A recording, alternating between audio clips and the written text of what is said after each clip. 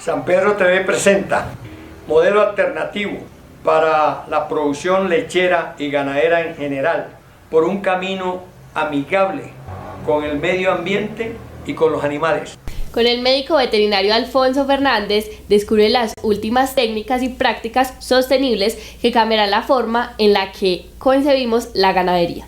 Acompáñanos en esta travesía hacia un enfoque más consciente y exitoso en la producción ganadera. A las 3 de la tarde, con repeticiones los sábados a las 8 p.m. Estamos en la red por Facebook y por YouTube.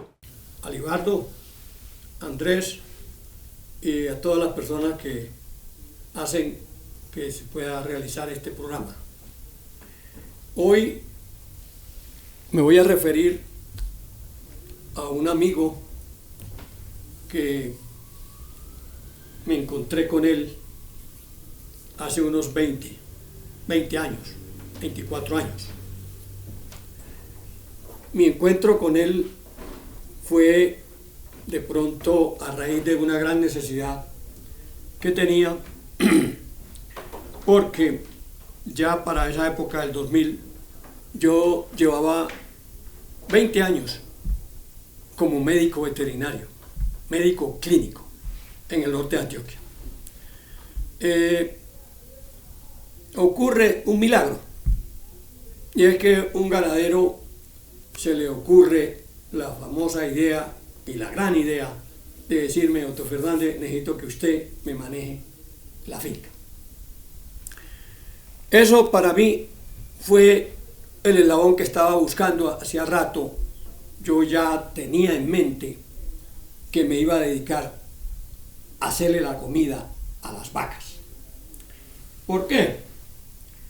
Porque casi desgastado detrás de las enfermedades, ya analizaba muchos factores del entorno, del manejo, y me daba cuenta que teníamos fallas en la conformación de la industria lechera. Y como traía un soporte de los industriales demócratas, no me fue difícil entender que había que comenzar por donde se debe empezar todo proceso ganadero, lechero o carne, que es por la tierra.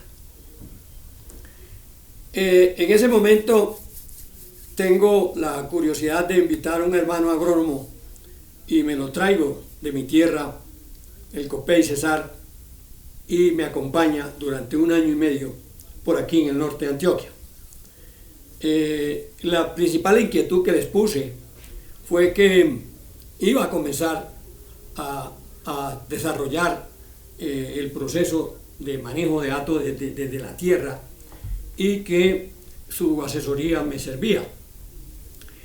Él me dio unos grandes consejos y de pronto me dijo: ¿por qué no buscas en la literatura la productividad de la hierba?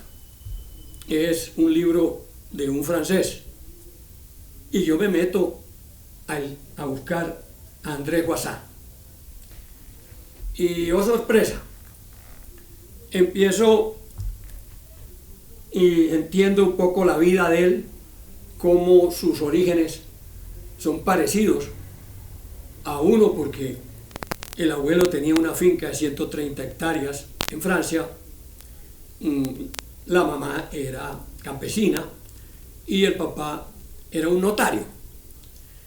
Y ver que él en sus enseñanzas dice que aprendió más del abuelo que lo que pudieron transmitirle los libros, me llamó mucho la atención, porque yo no he dejado de decir en mis charlas que yo recibí una instrucción de un ganadero de primero y primaria, y para mí fue los primeros tics que me dieron luz de la verdad de los errores que teníamos.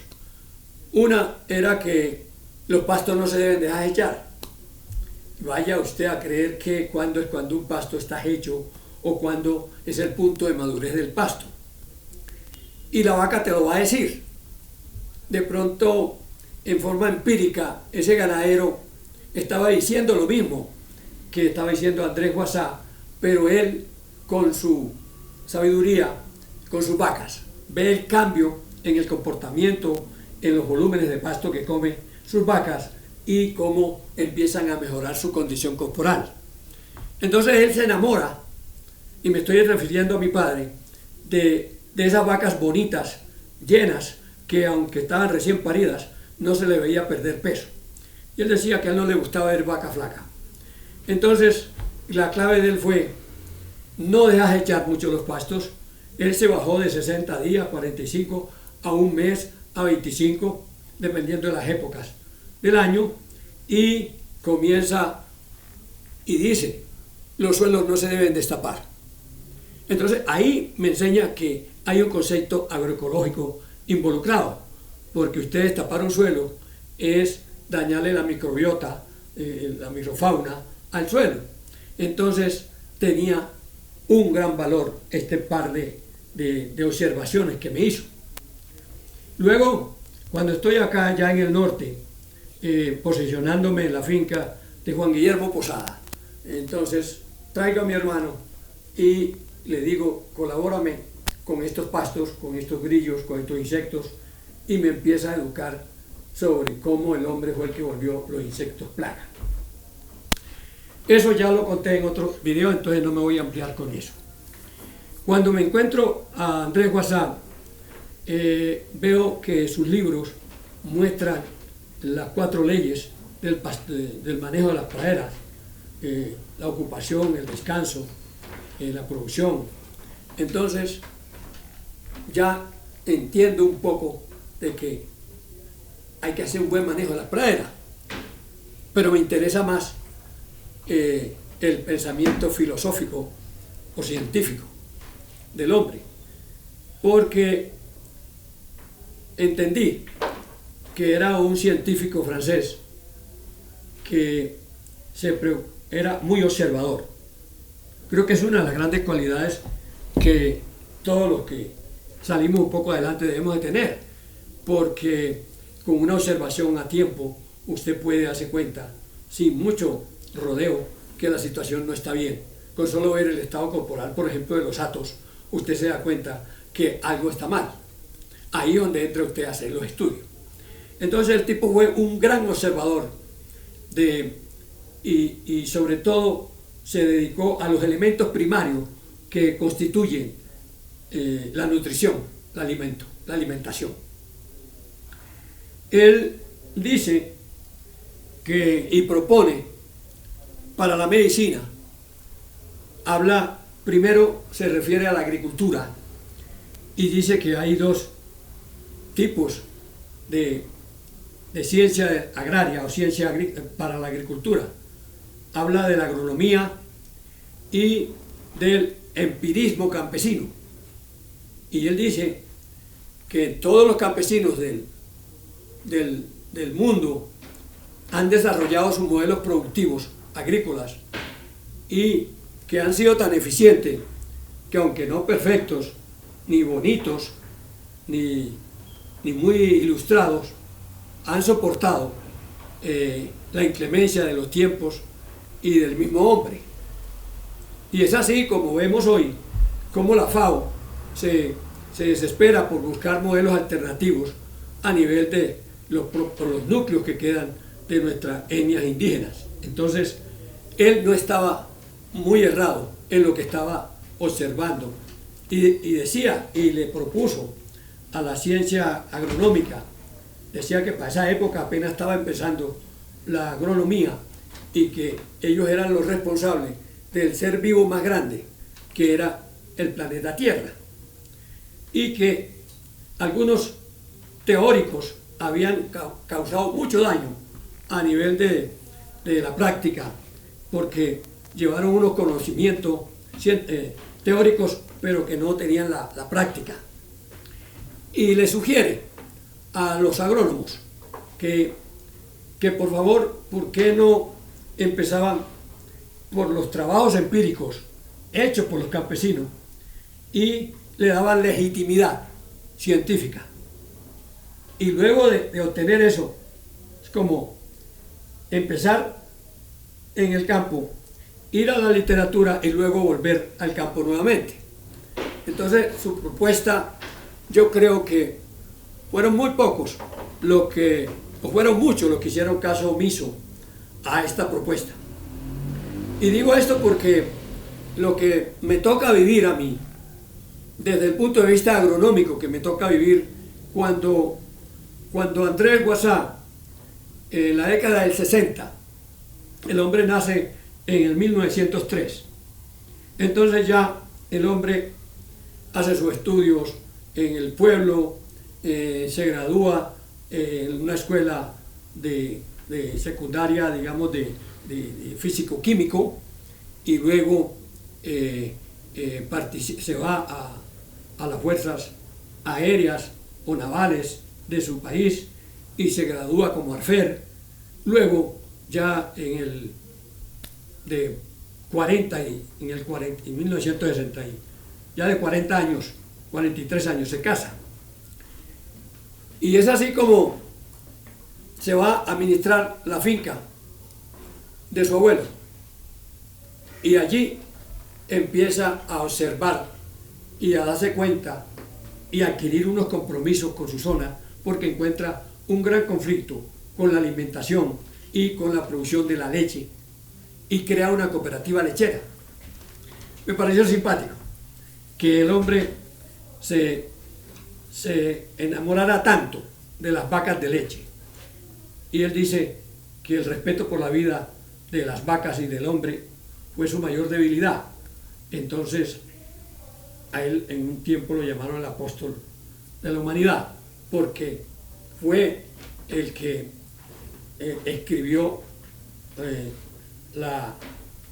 una obra que se utiliza mucho hoy en medicina, que es una obra que se refiere por ejemplo, a lo que es las deficiencias, la bomba sodio-potasio, las deficiencias de minerales, de calcio, en la alimentación, no solo de los bovinos, sino del hombre. Entonces este hombre se enamora tanto de la ganadería y del suelo. Llegó a decir que el animal era la radiografía del suelo donde pastaba. Y le propone a la ciencia médica, siendo nada de médico, le propone 3 figuras médicas. Él dice la figura del médico curativo, que en ese entonces para él estaba en un 90%. Yo lo he repetido aquí, que quizá hoy está en un 99%.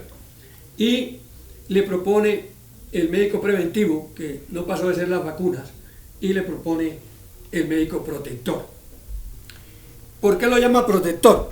Porque él dice que no podemos desgastarnos detrás de las enfermedades, tratando las enfermedades, sino de buscar el origen, el nacimiento. Y propone que nos debemos enfocar en uno de los factores de lo que en el medio ambiente circundan al animal, que es el alimento. Y ahí empiezo a entender que él dice que el alimento es el reflejo, y habla de la relación, ya en lo último que escribió en Cuba, la relación del suelo a través de la hierba con nosotros y con los animales. Entonces, siempre hemos dicho el término la relación suelo-planta-animal, pero una forma muy vaga y sin sentido muchas veces. Este hombre sí lo toma muy en serio y dice que nosotros no debemos desgastarnos tratando las enfermedades, sino buscar el origen, que la enfermedad es una consecuencia. Así, escuetamente. La enfermedad es una consecuencia y hay que buscar dónde nace el problema. Yo creo que estos conocimientos de Andrés, que llegaron a mí ya después de 20 años de médico, donde yo había gastado un gran tiempo formulando drogas, mucha droga. Yo he dicho aquí que yo en Don Matías en 8 años pude haber vendido unas 2 mulas de antibióticos. Entonces yo empiezo a hacer una reingeniería en mis procedimientos médicos, porque empiezo a evaluar los costos que eso representaba para los ganaderos. Yo iba detrás de algo importante y que resolví durante muchos años, que era de esas vacas que yo no quería que se fueran para el matadero y que las diagnosticaba enfermas. Y ya otro sabio de aquí, de Antioquia, de la Universidad de Antioquia, me había dicho: doctor Fernández, la vaca sana es aquella que produce y se reproduce cíclica y rítmicamente. Entonces había entendido que había que ponerle la salud a las vacas y que era la manera médica clínica que yo lo manejo todavía, el diagnóstico, el examen clínico de la vaca. También me decía: nunca deje de hacer el examen clínico, así lo consulten para una cojera. Entonces yo he sido el abanderado del fonendoscopio. Yo diría que en planeta Tierra, porque en estos 47 años que llevo, no sé cuántos números de animales le habré puesto el fonendo, porque en un 99% siempre lo he usado. Entonces, cuando encuentro un soporte como el de Andrés WhatsApp, que dice que tenemos que ir a buscar el origen, entonces ya para el año 2000 aparece el milagro y me dice un ganadero: manéjeme esto. Y dije: voy a hacerle la comida a la vaca. ¿Por qué? Porque yo sencillamente sabía que todas estas fallas que encontraba en las vacas podía corregirlas desde el suelo, sin haber tenido todavía la intuición o la información de Andrés. Yo ya traía, porque había hecho un comparativo con el comportamiento de la salud de las vacas de mi padre con el comportamiento de la salud de las vacas de acá. Y entonces yo veía que aquellas eran unas vacas que no repetían toro, que había que quitarles el toro antes de que cumpliera los 20, después de 21 días ya se estaban acalorando, y que no había que pelear para que la vaca hiciera su calor y se fertilizara. Entonces mi gran conclusión fue: el problema hay que corregirlo es en la tierra. Y venía haciendo mis estudios, ya yo venía haciendo desde el año 80, yo ya había hecho mis estudios sobre la acidez de los suelos del norte, ya yo había trabajado sobre unos suelos muy ácidos aquí por la China y había cuantificado hasta 8 y 10 toneladas por hectárea, donde un ganadero que también tuve la oportunidad de acompañarlo para unas cosechas de papa y por ahí derecho en Calar. Cuando le dije que la literatura hablaba de 1 tonelada o 2 por hectárea, me dijo: no, yo voy a echarte a 4. Eso de ahí no se va a ir y eso no se va a perder. Y lo hizo así. Y estoy viendo que después terminamos aplicando más. A los 2 o 3 años volvimos, hicimos pH y habíamos arrancado casi con un pH de 4 o 5 y lo llevamos casi a 5,5 o a 6. Y yo creo que mínimo eran 2 o 3 toneladas por hectárea, de acuerdo al tipo de suelo, si es arcilloso, si es arenoso o si es francoarenoso. Entonces las cantidades de cal están muy supeditadas al tipo de suelo, pero no cometimos ningún error en que aplicáramos de a 4 toneladas por hectárea, porque esa tierra no se volvía a mover y no se volvió a mover. El resto que se aplicó sin moverla. Entonces yo vengo haciendo el estudio de la tierra y vengo a entender la tierra desde que vengo desde el norte de Antioquia, del país, porque sabía que a nosotros nos había tocado el problema con los algodones. Curioso, cuando para la década del 60, cuando Andrés WhatsApp ya estaba peleando en Europa con los químicos, nosotros ya veníamos desde el 40 sufriendo con el embate de los químicos en la industria del algodón en mi tierra. Entonces creo que para esas épocas también empezaba aquí la industria lechera, porque yo me vinculo a la industria lechera en el 80 y ya llevaba 15 años una empresa grande lechera de acá del norte. Entonces yo creo que para esa época del 70, del 65 al 70, ya estábamos metidos en el cuento de los químicos. Y él adquiere una cantidad de detractores porque no comulgan con él la forma como él quiere que se manejen los químicos y que haga un manejo racional de los químicos minerales. Y defiende, si en esos términos todavía no se hablaba de agricultura orgánica, pero en lo que da a entender es que el manejo de la tierra tenía que ser un manejo natural, y trabaja con lo que es la agroecología. Tiene esos términos de agroecología en sus libros y él es amigo de los suelos vivos. Entonces, cuando comparamos la industria lechera, la crisis que tenemos hoy, por ejemplo, con lo que se venía hace 15 años atrás, esta crisis es crónica, una muerte anunciada, porque se venía que nos habían calibrado a Latinoamérica como 850 millones de consumidores para que recibiéramos todo lo que nos traían desde el norte, y ahí recibimos todo el embate de los químicos, lo que usted no se imagina, todo lo que ha pasado en estos 50 o 60 años que llevamos.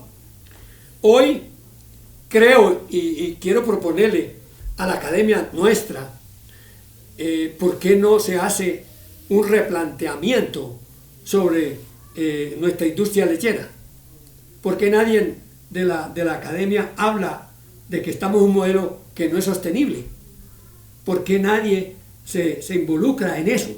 Pareciera que la industria nos tuviera amordazado y nos quita el derecho siquiera de hablar y de decir, hombre, estamos en esto porque nos montamos en un modelo de producción que no es sostenible, y por más que usted le lleguen con cuentos raros, con abonos nuevos, con figuras nuevas, es el mismo problema que ya llevamos más de 50 años acabando con la madre tierra, que es la que yo defiendo y la que yo estoy proponiendo. Entonces, quiero, a través de este video, que no sea muy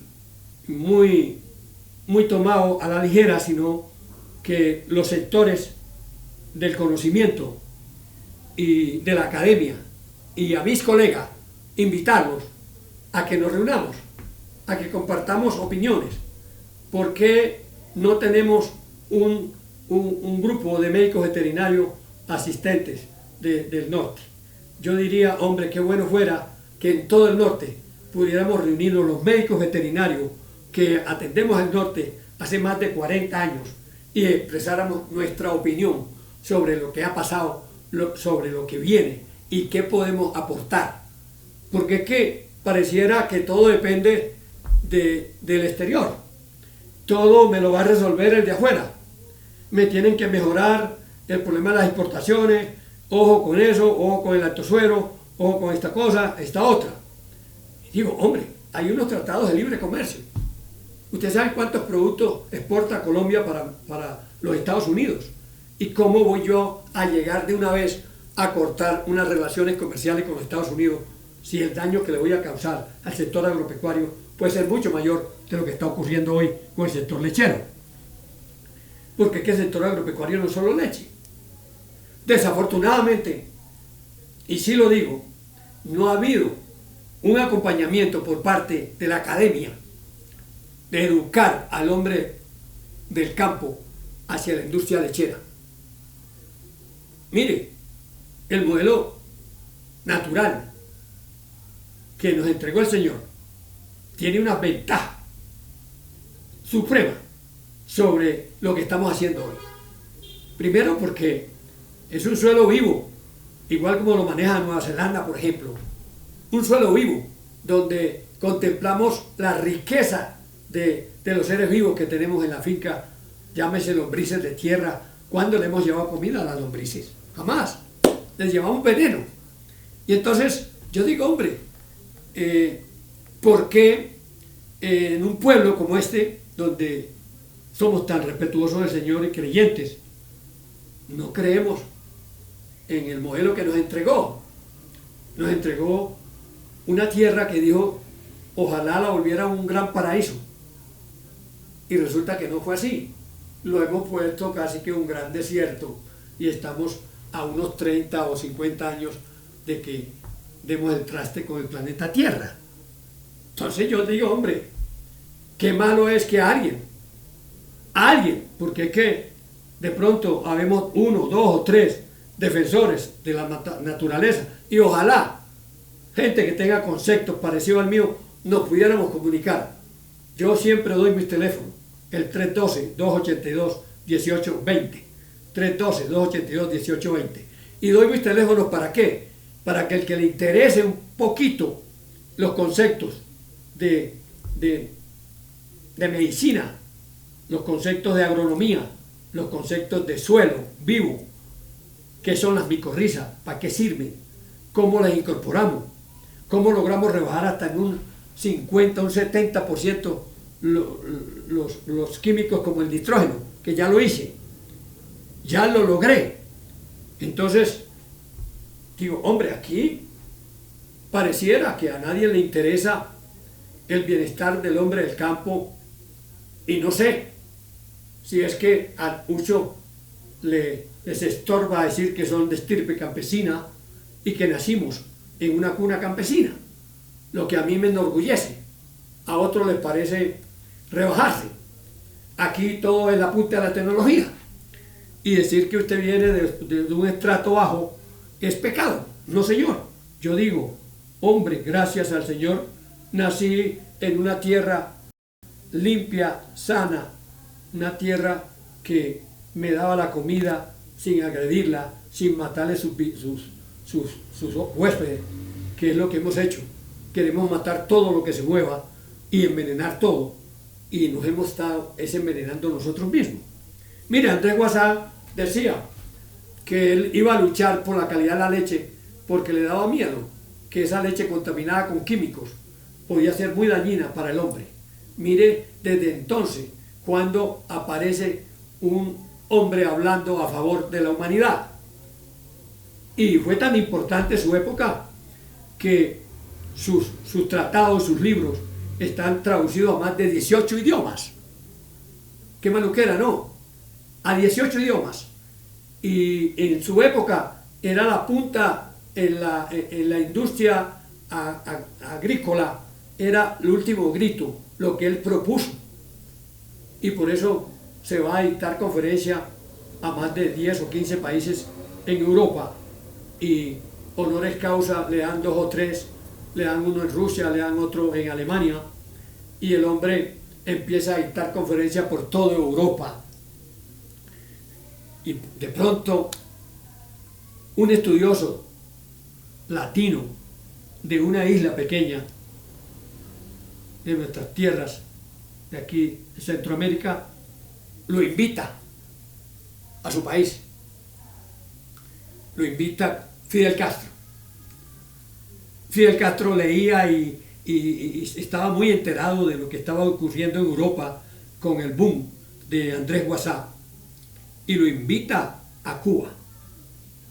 Y el 7 de diciembre de 1964 llega a Cuba. 7 de diciembre. Y después de 15 días de estar dictando charlas en la Universidad de La Habana, estar recorriendo toda la isla, el 21 del mismo mes, 21 de diciembre, un infarto acaba con la vida de Andrés Guasá, tipo con 61 años de edad. Qué tristeza. Yo diría que si Andrés no muere tan rápido en Cuba, hubiéramos tenido, porque Fidel tenía una relación con la Universidad Nacional de Colombia, y de pronto hubiéramos tenido la oportunidad de tenerlo aquí también, en Colombia. Otros que sacaron mucho provecho de la venida de él fueron los brasileros, y han desarrollado, se demoró mucho, el modelo de pastoreo racional, que era de lo que se hablaba. A mí me parecía que Andrés no era solo pastoreo racional, era un pensamiento muy adelantado sobre lo que estaba ocurriendo en el mundo con con esto de los químicos, y era un tipo muy cuidador de la salud del hombre y de los animales. Él decía que teníamos era que buscar por qué se enferma. Y nos invita a que nos encarguemos de la alimentación. Mire, es tan simpático todo lo que dijo el hombre cuando le hace la propuesta a la medicina veterinaria y a la agronomía, y les dice a los agrónomos, les dijo, ojo, hay que ir a buscar esa agricultura del campo, darle validez científica y luego llevarla nuevamente al campo, pero no lo teórico como han tratado de meterle una cantidad de errores a la agricultura, y simplemente porque nos hemos convencido que lo que traemos de la universidad es lo mejor. Por Dios, cuando llegamos al norte de Antioquia, por ejemplo, lo que hubo que aprender sobre el manejo de las vacas por parte de los ganaderos me parecía importantísimo. Cosas sencillas. Por ejemplo, una vez le pregunto a un ganadero, oiga, don Joaquín Osorno, aquí en Don Matías, ¿usted cómo hace para cambiar de potrero a su vaca? Me dijo, sencillo, cuando las vacas al segundo día ya están pidiendo potrero, le digo al trabajador, cámbielas. Cuando bajen, si son 50 litros y bajan 10 o 15, cámbiemelas. Entonces, es un aprendizaje dentro de la cultura del campo, cómo el ganadero desarrolla sus propios modelos agrícolas, y aunque sean empíricos, como me ha pasado a mí con los conocimientos que tengo, y son muchos, que son trabajos que pareciera que no fueran científicos, pero he usado la academia, he usado los laboratorios, tengo todo de que sí tiene un soporte científico, pero yo no sirvo para académico en mi país o en mi universidad, porque es que yo no tengo PhD y ni soy máster, y primero tengo que ser eso. Por Dios, ¿cuándo vamos a cambiarle el sentido al servicio de los médicos veterinarios? Necesitamos desarrollar una medicina ajustada a lo que hay en el campo y a los que han resuelto los problemas del campo, que es lo que hemos logrado hacer. Esta charla no me quise profundizar en Andrés, porque yo creo que la vida de él es respetuosa y hermosa. 4 o 5 obras que escribió. Lo que sí le puedo hablar es de los artículos que pueden buscar. Hay un artículo que se llama Vida y Pensamiento Científico de Andrés Guasá. Ese fue el primer artículo que leí hace 20 años. Vida y Pensamiento Científico de Andrés Guasá. Y ahorita, de este año 2022, me encuentro Humanismo y Ciencia. Otra referencia. Humanismo y Ciencia. Esto es un resumen que hacen en la Facultad de La Habana, Cuba, para ver qué tanto se aplicó y qué se aprendió de los conceptos del pastoreo racional que enseñó Andrés Guasá desde el 64. Es un tratado científico muy importante que me gustaría que mis colegas y todos los que estamos en el agro, Humanismo y Ciencia, de Andrés Guasá. Quise traer este artículo hoy porque yo creo que los que estamos pregonando esto y venimos creyendo en esto, creo que tenemos la razón en un gran porcentaje, porque tenemos que devolvernos un poco y darnos cuenta en realidad qué calidad de tierra es la que tenemos y cómo la vamos a corregir. La estamos corrigiendo, le estamos haciendo las enmiendas, todo lo que necesitamos para que el 80% del alimento de nuestras vacas seamos capaces de producirlo, y de muy buena calidad. No podemos seguirnos desgastando detrás de las enfermedades, gastando droga, sin buscar el verdadero origen y la causa de estos problemas. Les agradezco mucho y vamos pendientes para la próxima, traerles otro programita, a ver si de pronto nos vamos identificando con algo una propuesta altruista diferente, porque si no es ahora que estamos en esta crisis, ¿cuándo vamos a traer propuestas? ¿Cuándo nos van a escuchar? Yo digo que uno de los grandes problemas es que queramos educar a la gente cuando están ganando plata. Ahí no hay quien te escuche. Usted ganando plata, todo le resbala. Yo creo que ahora a más de uno, lo que uno dice, empieza a taladrarle el cerebro, porque es que es ahí donde hay que aprovechar la crisis.